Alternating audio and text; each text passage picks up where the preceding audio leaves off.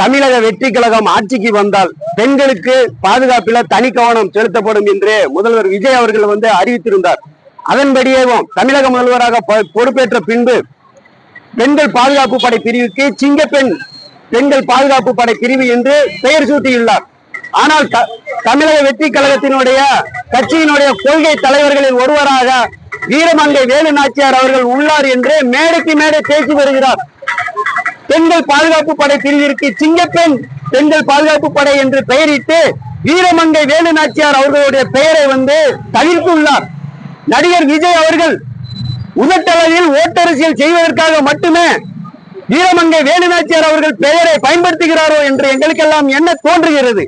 சிங்கப்பெண் பெண்கள் பாதுகாப்பு படை பிரிவிற்கு வீரமங்கை வேலு நாச்சியார் பெயரிட வேண்டும், உடனடியாக அரசாணை வெளியிட வேண்டும் என்று தமிழக முதல்வர் விஜய் அவர்களுக்கு பாண்டிய நாடு மக்கள் கட்சி சார்பாக கோரிக்கை வைக்கின்றோம்.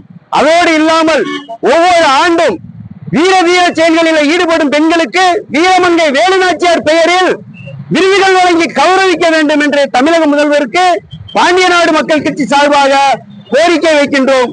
நன்றி, வணக்கம், ஜெய் ஹிந்த்.